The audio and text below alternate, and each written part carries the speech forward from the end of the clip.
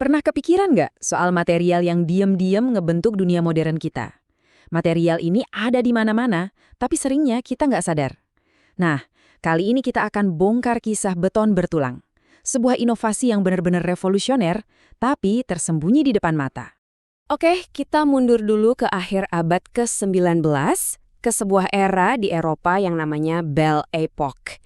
Ini tuh masa-masa yang indah banget, penuh optimisme, seni Art Nouveau lagi meledak, dan teknologi maju pesat.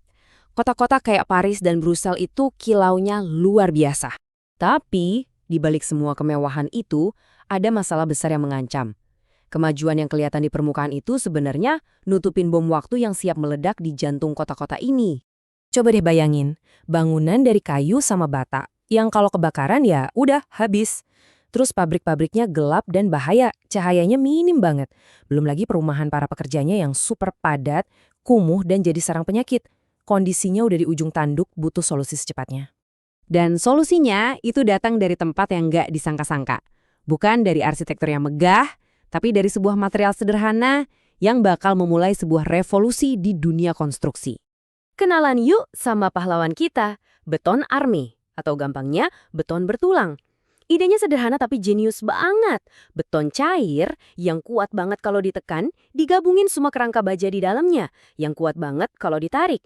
Keduanya digabung, wah jadi material super. Nah, orang di balik penyempurnaan dan promosi sistem ini adalah François Hennebich. Dia ini bukan cuma penemu loh, tapi juga seorang pengusaha yang jeli banget. Dia mematenkan sistem beton armenya di tahun 1892 dan sadar betul kalau ini punya potensi luar biasa buat mengubah cara kita membangun.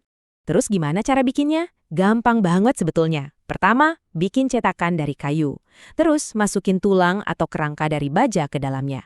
Terakhir tinggal tuang beton cair. Hasilnya sebuah struktur utuh yang luar biasa kuat dan fleksibel. Bayangin aja, ini kayak batu cair yang punya tulang dari baja. Keren kan? Oke, dengan material super yang baru ini di tangan, para arsitek dan insinyur akhirnya punya senjata ampuh buat ngelawan semua masalah perkotaan yang mengerikan tadi. Perbedaannya tuh, wah, dramatis banget. Yang tadinya pakai kayu yang gampang kebakar, sekarang diganti beton yang tahan api. Aman. Dinding tebal yang bikin ruangan jadi sempit, sekarang bisa diganti sama tiang-tiang ramping yang kuat. Jadi ruangannya lebih lega. Dan yang paling penting, jendela-jendela kecil yang bikin gelap bisa diganti sama dinding kaca yang super luas. Nah, kutipan ini nunjukin manfaat terbesarnya. Karena beban gedungnya ditopang sama kerangka di dalam, dinding luarnya jadi bebas. Jadi bisa dipasangin kaca segede-gedenya. Kebayangkan bedanya, dari pabrik yang gelap jadi tempat kerja yang terang benderang kena sinar matahari. Jadi poin kuncinya tuh ini, beton bertulang secara langsung menjawab masalah-masalah paling gawat waktu itu. Material ini bikin pabrik jadi aman dari api, melahirkan konsep pabrik bercahaya, dan memungkinkan pembangunan rumah yang lebih bersih dan terjangkau buat banyak orang. Ini bukan cuma material baru, ini adalah sebuah revolusi sosial.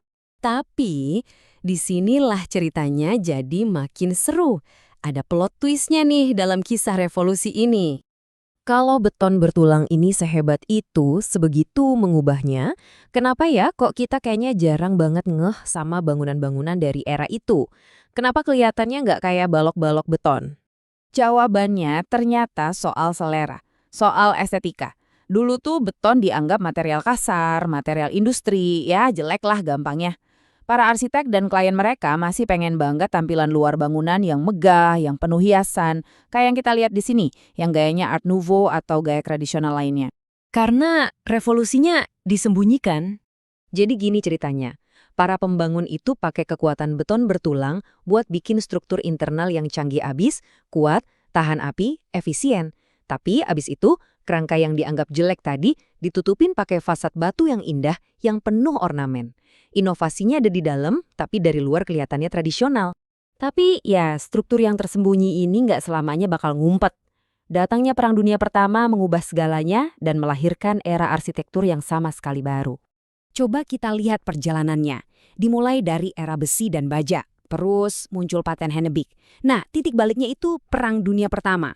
Perang ini benar-benar menghancurkan semua optimisme dan kemewahan era sebelumnya. Setelah perang, muncullah generasi arsitek baru, kayak Le Corbusier, yang mikirnya beda total. Mereka bilang, ngapain kita sembunyiin struktur keren ini? Dan inilah warisan terbesarnya. Apa yang tadinya disembunyiin karena dianggap jelek, sekarang malah dipamerin. Kerangka beton yang kelihatan apa adanya itu jadi gaya baru, jadi estetika baru. Kejujuran struktur itu sendiri jadi keindahan. Dan dari sinilah lahir arsitektur modern yang ternyata punya utang besar sama revolusi tersembunyi dari era Belle Époque. Kisah ini jadi bikin kita mikir ya, sama kayak beton bertulang yang kerja di balik layar fasad yang indah, kira-kira inovasi tersembunyi apa ya yang sekarang lagi diam-diam mengubah fondasi dunia kita? Sesuatu yang mungkin baru akan kita sadari sepenuhnya puluhan tahun lagi dari sekarang.